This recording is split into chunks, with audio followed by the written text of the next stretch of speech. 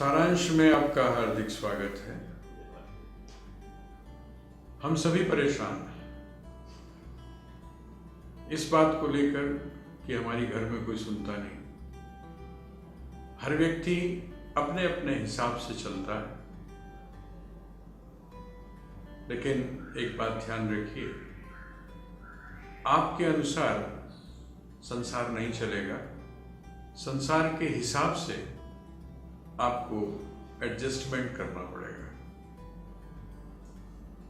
इसका आदर्श है भगवान शिव का परिवार, और भगवान शिव इसी अपनी विशेषता के कारण महादेव कहलाते हैं। इसी विशेषता के कारण जगत के पिता कहलाते हैं। घर का बड़ा यदि समझदार है, समझदार होने का मतलब वो प्रत्येक व्यक्ति के मनोविज्ञान को भली प्रकार से जानता है, तो उसको एडजस्टमेंट करने में कोई भी परेशानी नहीं होती। कैसे? आइए एक झलक देखते हैं भगवान शिव के परिवार की। भगवान शिव के गले में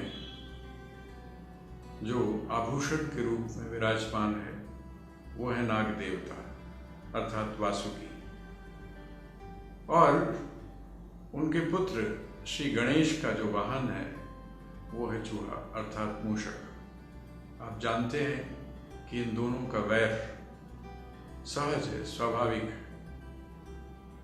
इसी तरह वह जो वासुकी है अर्थात नाग है, उसका एक सहज वैरी है कार्तिकेय का वाहन मयूर अर्थात मोर, और वह मोर सहज रूप से अपने खाद्य अर्थात सांप को खाना चाहता है। मौका मिलते ही वो सांप को खा सकता है। स्वयं पति और पत्नी अर्थात भगवान शिव और उनकी जो अर्धांगिनी है पार्वती, उन पार्वती का वाहन है सिंह और भगवान शिव का वाहन है नंदी। इन दोनों में भी सहज वैर है, लेकिन शिव की उपस्थिति मात्र से इन सब ने अपने सहज वैर का परित्याग किया हुआ है।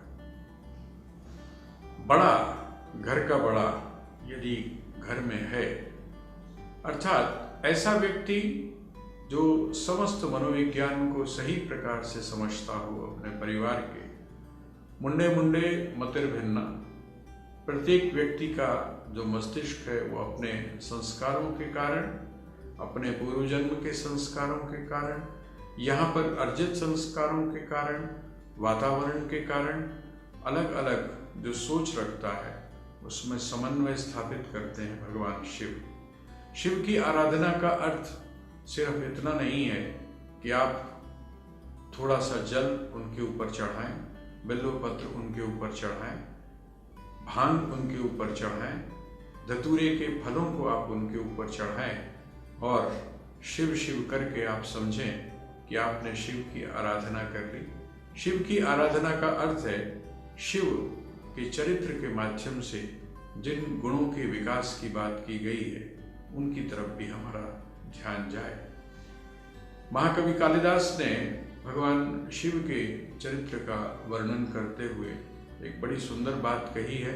वो कहते हैं कि विकार हेतु सति विक्रियन्ते येषां न चेतांसिते एव धीरा।